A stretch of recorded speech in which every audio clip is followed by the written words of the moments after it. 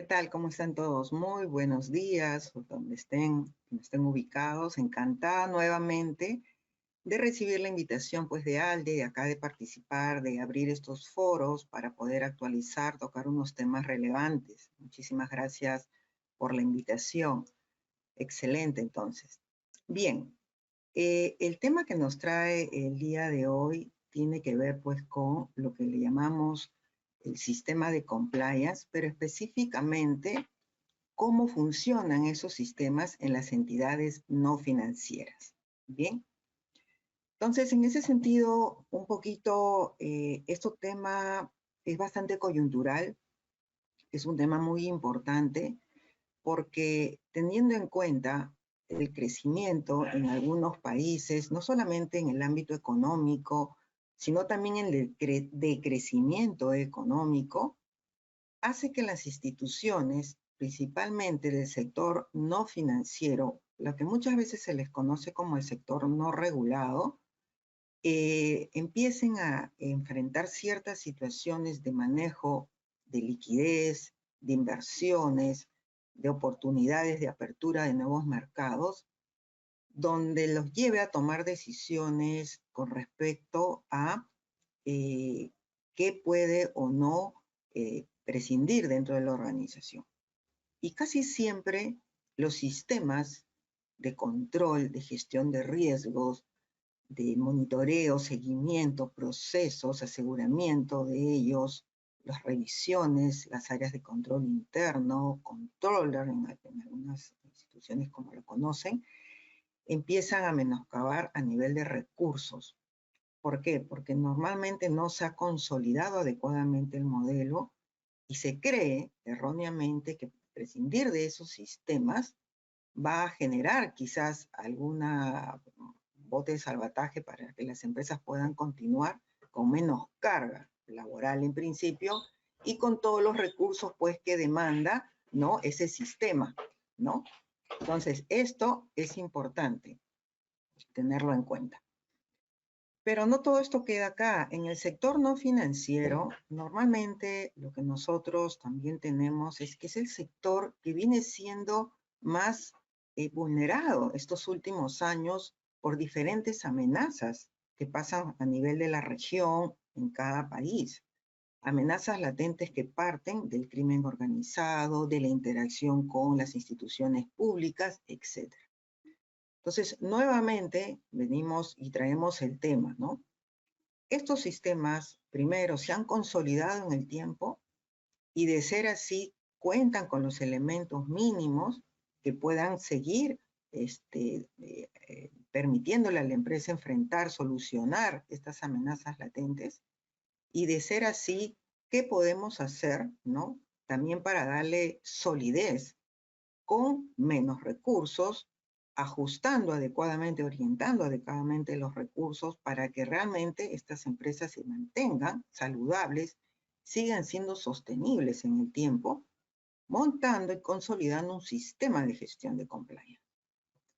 Bien, entonces hay un tema relevante que siempre es materia de los directorios a donde yo asisto, porque en el sector financiero y no financiero, y hoy que vamos a hablar mucho del sector no financiero, siempre hay unas preguntas latentes por parte de los mismos directores, ¿no?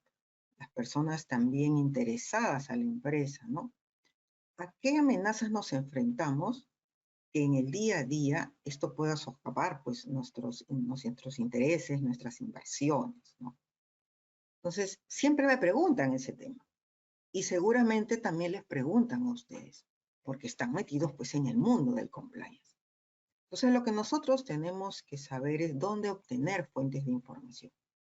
Sin perjuicio de los estudios sobre amenazas que vienen desarrollando las unidades de inteligencia financiera de cada país, esa información es valiosa y provee principalmente aquellas situaciones que están enfrentando cada país, su nivel de compromiso, su nivel de presencia de diferentes delitos que existen en los países en los cuales nosotros hacemos negocio o interactuamos con ellos. Entonces, la información que va proporcionando el GAFI y que va orientando también a que cada país desarrolle las evaluaciones nacionales de riesgo, son valiosas para nosotros incorporarlas y comentarlas dentro de la organización. De hecho, información relacionada, por ejemplo, a los actos de corrupción y los índices de actos de corrupción que hay en cada país, nos hace mirar, por ejemplo, aquellas empresas que desarrollan o que interactúan con otros países y que postulan a contratos, ¿no? Ya sea por servicios, por infraestructura, con otros países, con el Estado principalmente, con entidades gubernamentales, eleva pues el nivel de exposición al riesgo de verse involucrados en actos delictivos, en actos relacionados a la corrupción.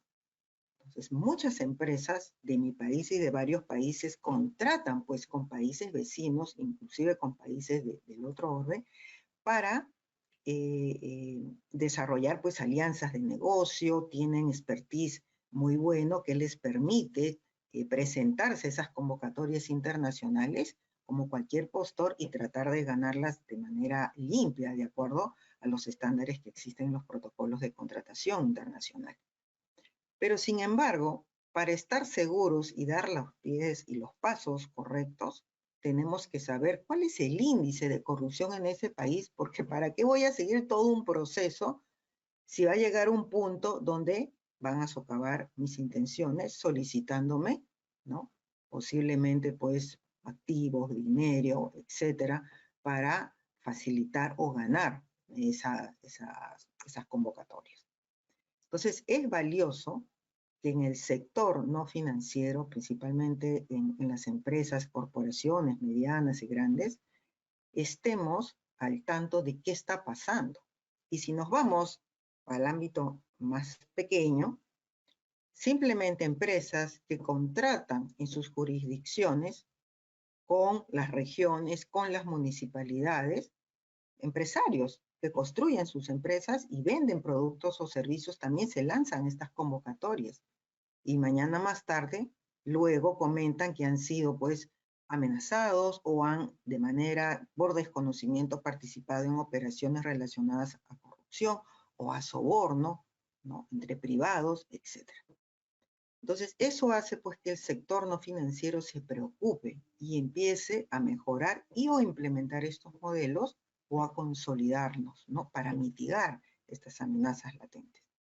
Como los casos de testaferros, que son pues amenazas regionales muy comunes que se viene dando acá en nuestra región y que por tanto también hace que las instituciones del sector no financiero pongan atención en estas situaciones en particular.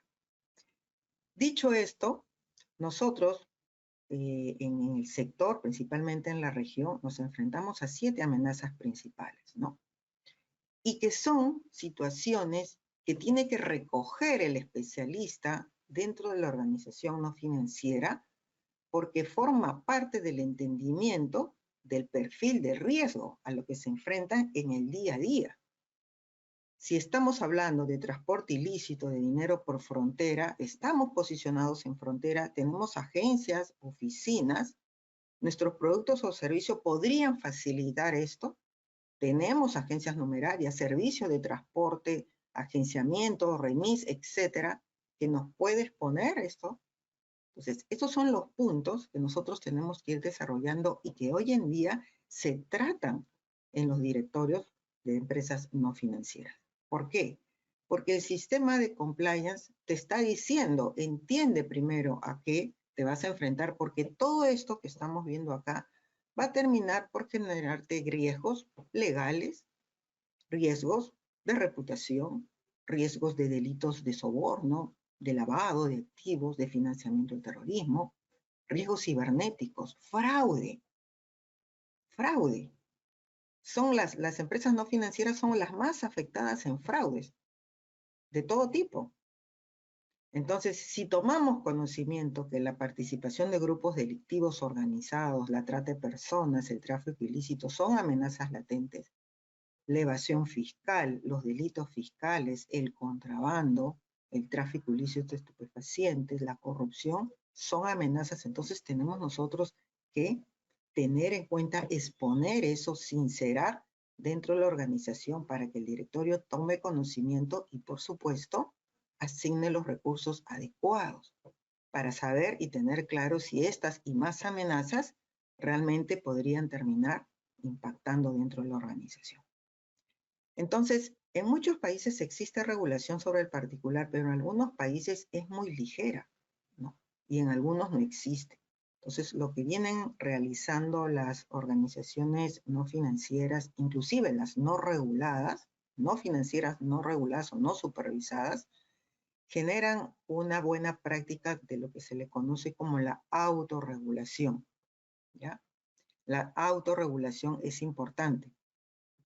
¿Por qué? Porque nos va a ayudar a nosotros a consolidar estos sistemas, que es lo que están buscando los directores, los accionistas de las empresas.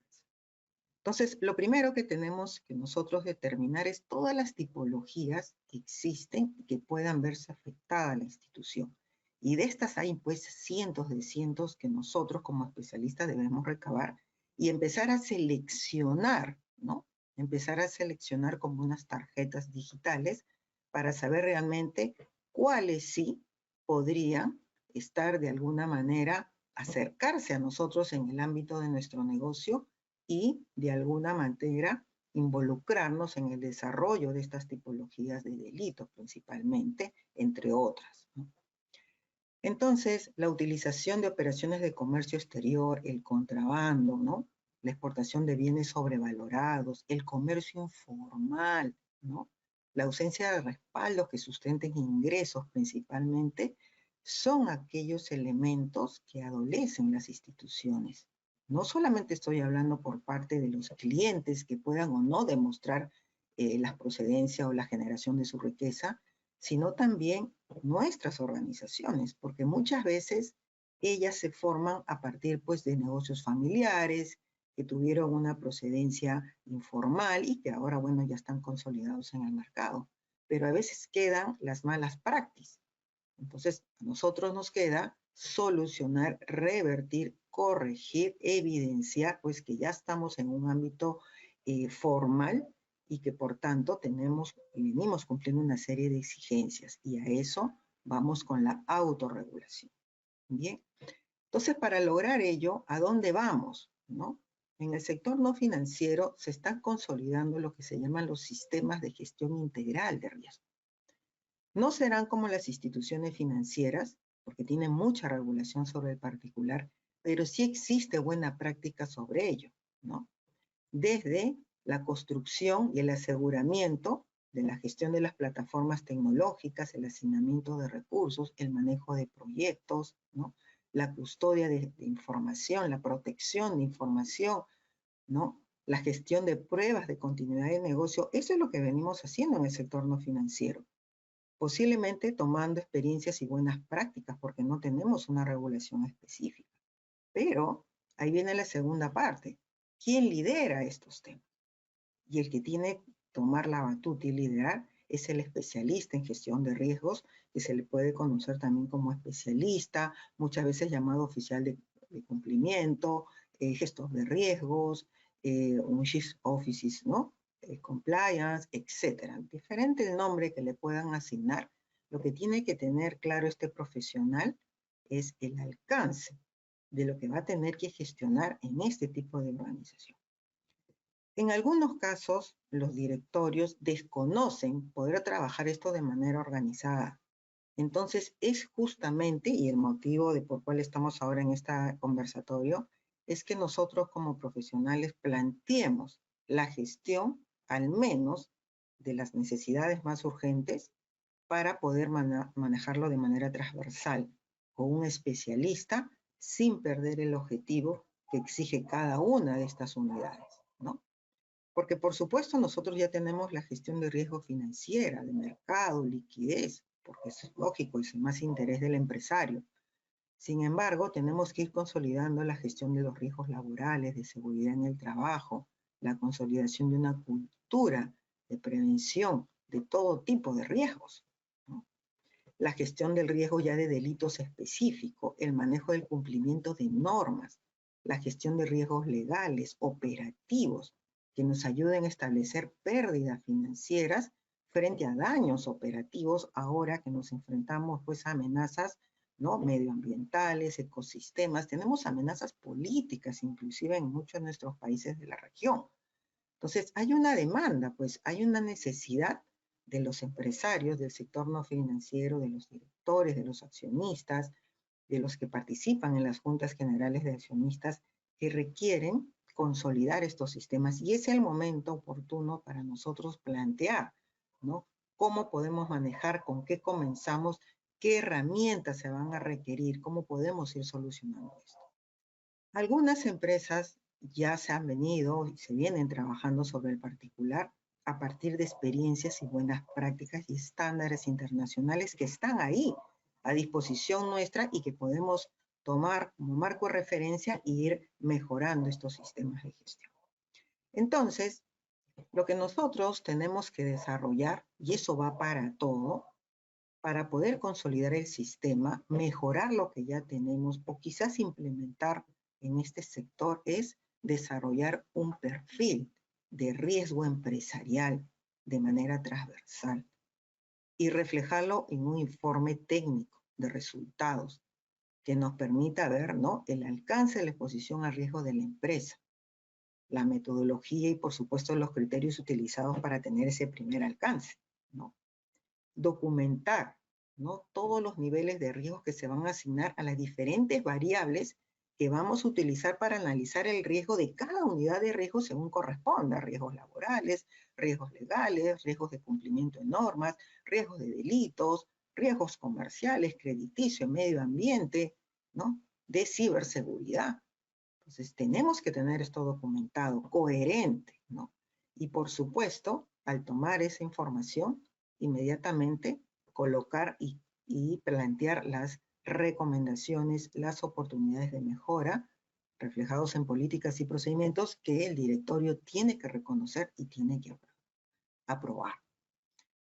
Entonces, ¿qué más nos va a aportar esto, no? No solamente en un momento dado, sino también establecer unos criterios metodológicos para analizar el riesgo de lo que son los prospectos de nuevos productos, nuevas iniciativas de negocio, ¿no? El crecimiento en ciertos lugares, zonas geográficas, interacción con nuevas plataformas tecnológicas, etc. Entonces tenemos que tener unas consideraciones metodológicas para analizarlas, para determinar la exposición al riesgo antes de salir, antes de llevar a producción. Y eso le va a dar mayor aseguramiento, ¿no?, a lo que quiera hacer el negocio propiamente. Mañana queremos exportar algo a tal país. ¿Qué se espera de ese país en el marco de las exportaciones? ¿Con quiénes vamos a interactuar en esa cadena de proceso hasta el final, hasta que el producto llegue a ese país donde queremos llegar? Entonces, ese desarrollo tiene riesgos relevantes y amenazas latentes. Esos son los diagnósticos que nosotros tenemos que desarrollar para aportar. Y en las instituciones del sector no financiero, sí se viene avanzando sobre el particular porque se requiere. ¿Por qué? Porque si no hacemos debidamente ese estudio, quizás nuestro activo, nuestro producto, no llegue pues a buen puerto, no llegue finalmente por alguna falla, error o vulnerabilidad que se dé en esos pasos que va a seguir para que el producto llegue a un punto. Y puede ser cualquiera de ellos, desde fraude, desde el incumplimiento de un contrato por parte de un proveedor, ¿no?, desde involucramiento en delitos de fraude o participación en operaciones de lavado de activos. Entonces, nuestro diagnóstico tiene que ser completo y eso es lo que estamos nosotros desarrollando en el ámbito del sector no financiero. Inclusive, el sector no financiero, por las mismas características que tiene, puede consolidar estos sistemas de compliance de manera más precisa, porque realmente cumple todas las expectativas, a diferencia de los bancos que tienen un propósito específico, que es facilitar pues el manejo en sector monetario en un país, ¿no? Y que por tanto tienen productos y una taxonomía de productos debidamente establecidos y autorizados. Sin embargo, el sector no financiero es el empresario con sus iniciativas que va generando una serie de productos que va adecuando y mejorando, ajustando en función a la demanda de los clientes. Y por tanto, tenemos que permanentemente estar analizando de los diferentes frentes. Y por eso tiene que desarrollarse lo que se le llama el conocimiento del mercado, ¿no? Establecer rangos, segmentos, análisis de escenario, comparaciones para los diferentes riesgos a los que nos enfrentamos. Esa es nuestra gestión en el ámbito no financiero. Y por supuesto, como se dice, ¿no? La cereza en el pastel, las auditorías, ¿no? Porque todo esto que vamos construyendo tenemos que apuntar a que al final vamos a tener alguien, un objetivo, que va a terminar utilizando estos estudios, estos documentos, estos diagnósticos, que son las auditorías y eventualmente un proceso penal por diferentes tipos, un proceso administrativo, un proceso civil, etc. Entonces tenemos que prepararnos para eventuales demandas futuras también sobre ello. Entonces miren lo importante que es esto. Entonces, para ello tenemos que resolver dentro de la organización, en función al tamaño y las características de estas empresas no financieras, el uso de herramientas, ¿no? El uso de herramientas tan sencillas como lluvia de ideas, métodos Delphi, análisis de escenario, hasta escalar algunas más sofisticadas, ¿no? Análisis de capas, análisis de esquemas, análisis de escenario, formación de segmentos, clusterización, ahora utilizando algoritmos de la inteligencia artificial. Pero ojo, no llevemos hoy complejidad a una institución cuando realmente primero están haciendo un diagnóstico y posiblemente los riesgos que represente no requieran o no demanden utilizar técnicas muy sofisticadas, a diferencia de que sí se requieren y se demandan en el sector financiero. Entonces, por ello, tenemos que nosotros trabajar de manera muy razonable lo que se le conoce como el principio de la proporcionalidad para utilizar las herramientas que realmente correspondan. Y por supuesto, determinar la aplicación, su utilidad, qué objetivo va a cubrir, ¿no? Existen muchas herramientas en el mercado, segmentación, la campana de Gauss, ¿no? La famosa corbatita de Boktai y Chicago, la simulación de Monte Carlo, la matriz de probabilidad y consecuencias, se suma ahora una serie de herramientas que te proporciona la inteligencia artificial, el manejo de bloque de datos, etc. Pero vamos a seleccionar aquella que realmente cubra las expectativas por las características de la empresa donde estamos desarrollando, sin perder el objetivo de entender, porque cuando estamos gestionando riesgos tenemos que ir resolviendo algunas situaciones específicas, ¿no? ¿Qué ocurrió? ¿Qué va a ocurrir? ¿Por qué ocurrió? ¿Y cómo hacemos para que ocurra también trabajando manejando escenarios de estrés, entre otros?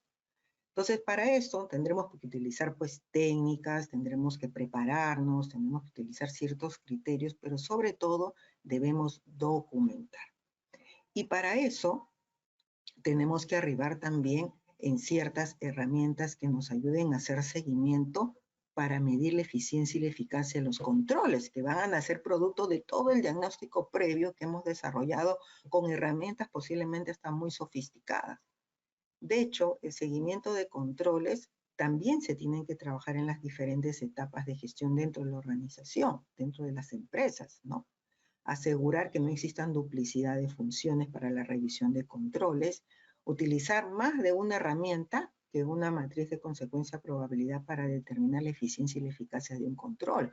Vienen las pruebas de estrés, ¿no? E igual, las diferentes herramientas que nos ayuden a encontrar y a medir la eficacia y la eficiencia de un control, pero sobre todo minimizar el uso de herramientas que permitan generar sesgos para la toma de decisiones, porque eso es algo inherente al ser humano, los sesgos.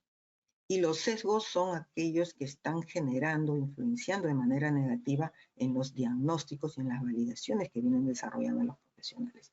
Entonces, si yo me he desarrollado en el ámbito financiero y paso a trabajar en el ámbito no financiero, tengo que trabajar primero mis sesgos, porque mi situación en el ámbito no financiero es totalmente diferente a lo que se maneja en el ámbito financiero. El enfoque desde el perfil de los clientes, la interacción con terceras partes es totalmente diferente. Hasta los procesos, la recurrencia, los criterios, las políticas, es otro mundo. Por tanto, yo tengo que quitarme aquí unos sesgos que no me permitan mirar, entender cómo voy a tratar a las amenazas, entender las vulnerabilidades y cómo voy a hacer mis diagnósticos de riesgo utilizando herramientas ampliamente probadas, ¿no? Entonces, es lo que buscamos en este sector. Y hoy en día, como les comentaba, en el sector no financiero hay mucha demanda de profesionales que requieren formarse sobre el particular o consolidar ciertos conceptos, entender ciertas herramientas que puedan aportar también a la gestión. Muy bien, entonces, otro tema que también tenemos que resolver es el tratamiento para situaciones que vamos a ir encontrando, ¿no? Si nosotros estamos gestionando riesgos de manera transversal, vamos a tener pues situaciones que se identifiquen como casos de fraude, externos, internos, operaciones relacionadas a actos de corrupción, de soborno, que hay que establecer niveles de escalamiento, canales de comunicación, actos relacionados al lavado de activos, financiamiento del terrorismo, entre otros, ¿no? Malversación de fondos, etcétera, que nosotros tenemos que recopilar, diagnosticar, escalar, presentar informes sobre ello, formulando hipótesis, ¿no?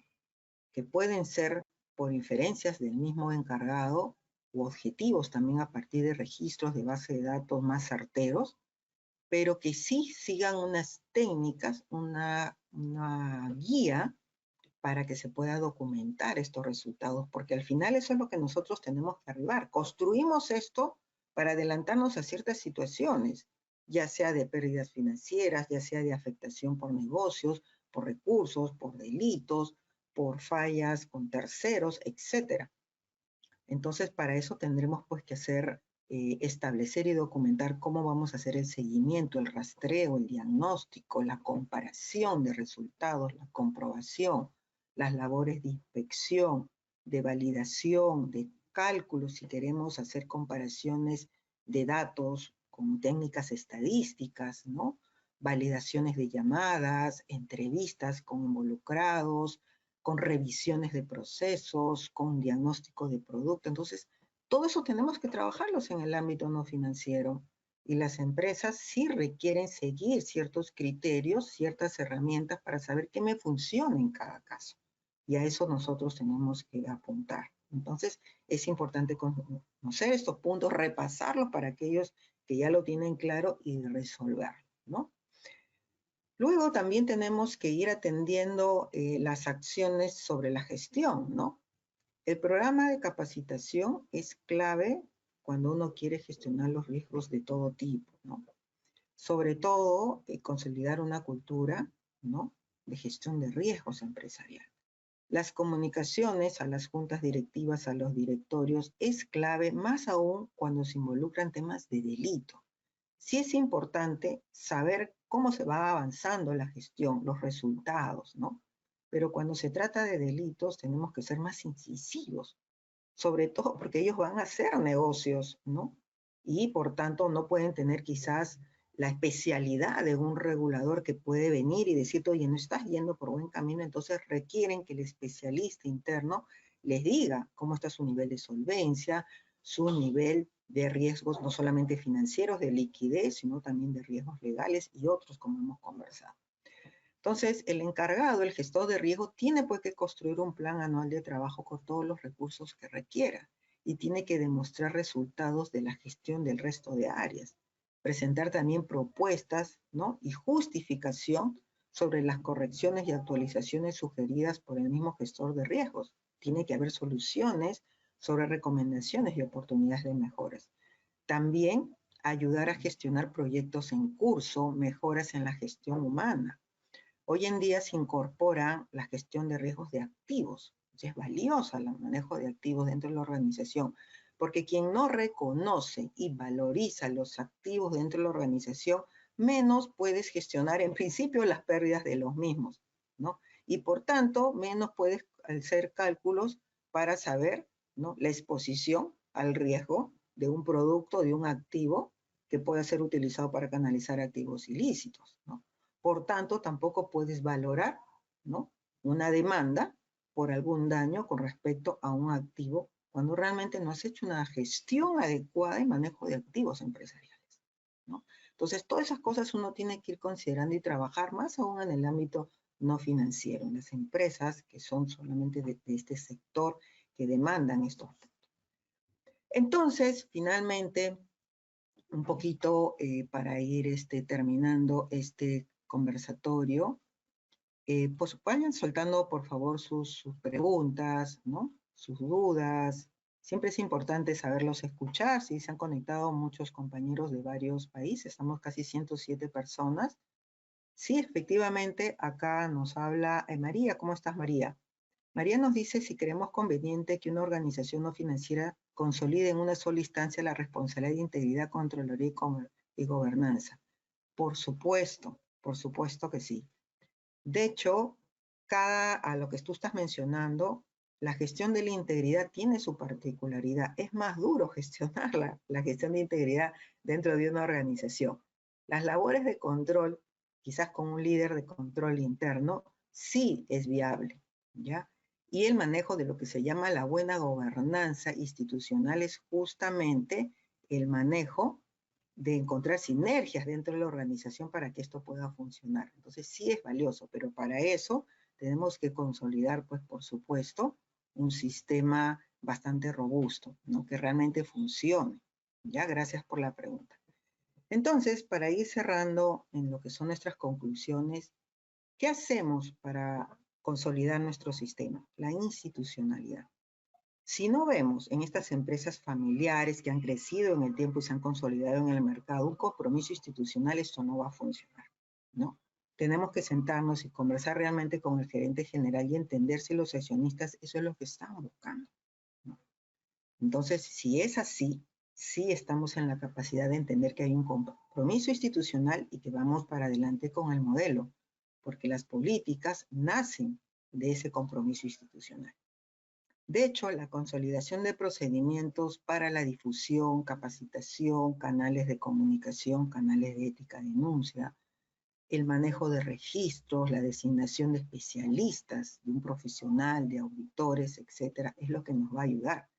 Pero en el ámbito del sector no financiero, prácticamente esto va a recaer en un profesional, ¿no? Entonces, ese profesional sí tiene que estar en la capacidad de poder gestionar todas estas unidades, pero por favor, cuidado con los sesgos, ¿ya? Porque cada gestión específica tiene y demanda sus propias herramientas porque tiene que atender un objetivo puntual.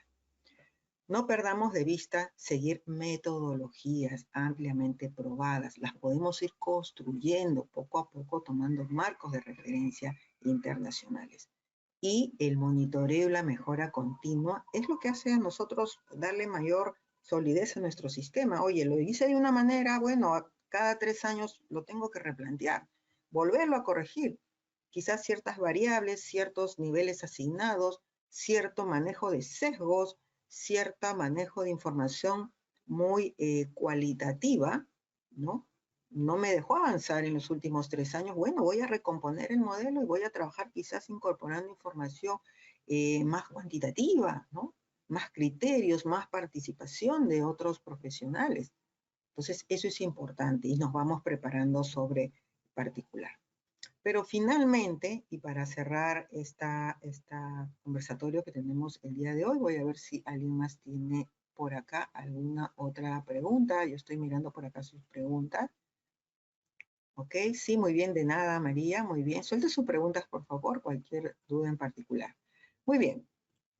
Otro tema que nosotros no podemos perder de vista es que cuando consolidamos estos sistemas, no solamente es acreditar la implementación del mismo, ¿ok? No solamente es acreditar, porque se la facilita, porque nos vamos, nos preparamos, traemos la información, traemos experiencias, buenas prácticas con nuestros colegas, nos vamos a los congresos, a los seminarios, seguimos nuestras maestrías, nuestros cursos especializados, pero eso va por la implementación y el mejoramiento del expertise del profesional. Ojo, cuanto más nos preparamos, pues tenemos mayor responsabilidad sobre esto. Pero acá hay un tema que nosotros no podemos perder de vista, que es el acreditar el funcionamiento de nuestro sistema. Y acreditar el funcionamiento son resultados que ofrece todo este sistema que estamos montando y es lo que te va a pedir un accionista en tu empresa. porque los accionistas en el sector no financiero van, caminan, te tocan las puertas, están permanentemente activos. El gerente general, los accionistas, los directores interactúan de manera permanente, los encuentras todo el día trabajando. Entonces te van a preguntar, ¿a qué me está llevando todo esto? ¿Cómo acreditamos el funcionamiento? Yo quiero saber porque estamos haciendo inversiones. Entonces ahí es donde entra nuestro rol, resultados, evidencia, registros, trazabilidad, es lo que nosotros tenemos que evidenciar con documentos, con registros y asegurarnos la permanencia de los mismos. Bien, muy bien, entonces me he pasado creo que unos minutitos, pero quedo yo alguna consulta, alguna duda, algo que quieran comentar, encantada que se hayan conectado estos días, ¿no? Acá una pregunta de Víctor. ¿Cómo estás, Víctor? ¿Qué tal? Muy bien, Víctor nos comenta, dice, ¿cómo es posible asegurar el cumplimiento de los controles establecidos en las políticas, sobre todo en las áreas operativas de la organización, cuando son controles manuales, ¿no? Muy bien. A ver, si nosotros queremos asegurar, tú estás diciendo el cumplimiento de los controles. Quiere decir que para haberlos implementado, Víctor, tú hiciste un diagnóstico de riesgos previo para saber a qué riesgos te enfrentas. Si eso ha sido un éxito, tú tienes un control bastante certero que has tenido que diseñar. Si ese control lo estás llevando a producción, o sea, para que lo utilicen, lo ejecuten, lo apliquen de manera eficiente, ese control tiene que haber nacido y haber sido diseñado justamente de manera correcta a partir de un diagnóstico de riesgos previos. Y luego tienes que someterlo a un programa de capacitación, de interacción con aquellos colaboradores que van a ejecutar ese control. Tienes que traerlos a un área, a un taller y decirles, este control nace por esta circunstancia. Y lo que persigue el control es esto de acá. Este es el objetivo. ¿Qué riesgos está tratando ese control? Son estos, A, B, C, D, F, G. Entonces, cuando tú tienes un colaborador que entiende esa parte en el momento de la capacitación, va a cumplir ese control al 100% y no vas a tener el problema de incumplimiento de controles, que te desgasta y te aboca muchas horas, cuando tus horas realmente las tienes que orientar, Víctor, a las labores de apreciación del riesgo, identificar, valorar los riesgos, porque eso es dinámico. Y eventualmente ir a mirar el cumplimiento de los controles. Y te vas a dar cuenta que eso va a estar trabajándose de manera correcta porque tienes un colaborador que ha tomado conocimiento de la razonabilidad de ese control que él tiene que aplicar de manera recurrente. ¿Ya? Gracias más bien por tu pregunta, Víctor. Muy bien. Daniel, ¿cómo estás, Daniel? Qué gusto. A ver, dice, ¿cuál es la recomendación para la formación de un profesionista de gestión de riesgos? Realmente, cualquier profesional puede desarrollarse en esta vertiente sobre la gestión de riesgos. En EALDE tenemos muchos programas para especializar a ese profesional. Lo que sí tiene que venir ese profesional debajo del brazo con la mente abierta para entender y romper paradigmas, ¿ya? Porque la gestión de riesgos se tiene que ver de manera transversal. La gestión de riesgos involucra un pensamiento sistémico, ¿no? Minimizar sesgos, ¿ya? Porque son diferentes objetivos que tenemos que revisar, diferentes etapas que tenemos que desarrollarnos en cada una de ellas y que muchas veces terminamos confundiendo porque participamos nosotros solos en cada una de ellas. Y esos son los retos a que se enfrentan en el sector no financiero. Tienes 1 o 2 profesionales tratando de gestionar todo el sistema de gestión de compliance dentro de una organización. Y posiblemente utilicen algunas herramientas, pero podrían, por los mismos sesgos, estar gestionando riesgos diferentes, ¿no? Con herramientas, con una secuencia de actividades muy similar que puedan estar orientándolos a resultados fallidos, cuando realmente tenemos objetivos totalmente diferentes por cada tipo de riesgo. Entonces, por eso es importante y el reto realmente y donde se agarra más experiencia es en el sector no financiero. Y ahí hay bastante reto que tienen los profesionales porque tiene que resolver esto para poder decirle al gerente general, mira, cada unidad de riesgo tiene un propósito. ¿Podemos compartir herramientas? Sí, pero no criterios para desarrollarlos ni consideraciones metodológicas, porque nuestros objetivos que estamos persiguiendo son diferentes. Y tú vas a tener los resultados con indicadores u otros que le permitan ver a los accionistas qué estamos haciendo y cuál es el resultado de este sistema que estamos incorporando y que estamos invirtiendo por recursos. ¿Ya? Entonces, esto es importante que lo tengan en cuenta. Gracias, Daniel. Muy bien, María. Y María nos pregunta, y con María cerramos esta sesión interesante, y muchas gracias por haberse conectado los 109 personas que estamos el día de hoy. Es importante a ver lo que nos comenta María acá. María nos dice, ¿no? ¿Cuál es nuestra opinión respecto a los efectos en los programas de cumplimiento cuando hay cambios en la legislación de un país? ¿Cómo se puede gestionar esto? Gracias. De hecho, cuando estamos manejando un sistema de gestión integral de riesgos completo, como hemos visto al inicio dentro de la organización, tenemos un área, o sea, un rol que está mirando la gestión del cumplimiento de normas internas o externas.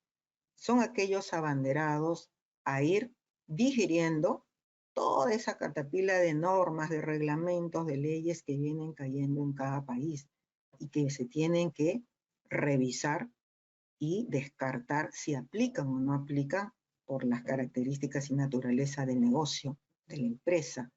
Y por tanto, aquellas que aplican, se tiene que asignar pues, los responsables y los plazos y los proyectos que se van a desprender de ello. Entonces, de hecho, los cambios normativos que genera el regulador, el ministerio, etcétera, de cada país, dependiendo del nivel de exigencias, sí tiene que ser canalizado por un responsable dentro de la organización. Tiene que haber un conducto. Y por supuesto, se puede trabajar pues con un equipo de trabajo también para establecer quiénes van a ser los responsables de llevar a cabo ese cambio normativo, esa adecuación. Entonces se trabaja en equipo, María. Se trabaja en equipo.